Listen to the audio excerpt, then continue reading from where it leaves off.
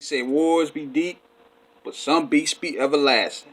Nas said it best on one mic.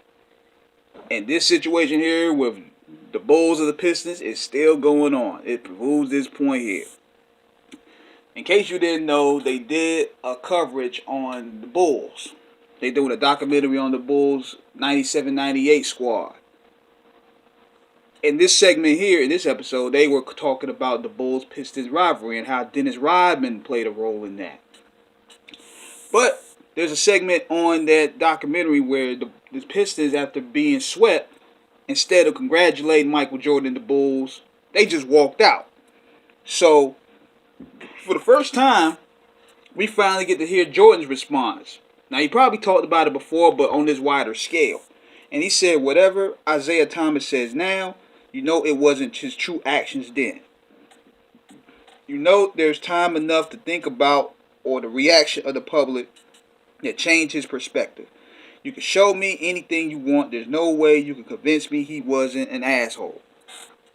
So basically, Jordan is responding to Isaiah's walkout. And Issiah, he was on there not too long ago on First Take, giving his 2 cents. And I believe I know where the root of this rivalry never happened. See, I don't know if this is rumored or allegedly, but that walkout probably served the purpose of the end of Issiah Thomas's career, because the NBA was in the swing of things of passing Jordan the torch. Jordan was about to be the face of the NBA because Bird was getting old, Magic was getting old, the Pistons were about to be on their way out. So Jordan was about to be the man, which he ended up being. But in the midst of that, he was probably pushed off the Dream Team. I don't know how true this is, but it just seems kind of suspicious how Issiah wasn't on the Dream Team, considering that they have a Pistons coach who was Chuck Daly on the Dream Team. So you see a lot of that old animosity coming back there. And I doubt it's going to end anytime soon. But here's what gets me, though, about how the Pistons are being portrayed. They were the bad boys. They did wear those hard hats. But nobody talked about how dirty John Stockton was. Dennis Rodman said in his book, John Stockton is one of the dirtiest point guards he ever played. Nobody talked about how the Celtics didn't congratulate the Pistons when they won. Why is that? Let me know.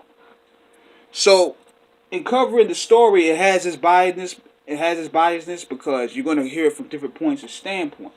But I just find it crazy how the Pistons used to get a lot of flack. Stockton was one of the dirtiest players in the NBA, according to a lot of people. And a lot of guys, even Issiah, I think he did a great job of letting people know in the masses that we all want just bullies. We all want the bad guys here. Everybody else play dirty as well.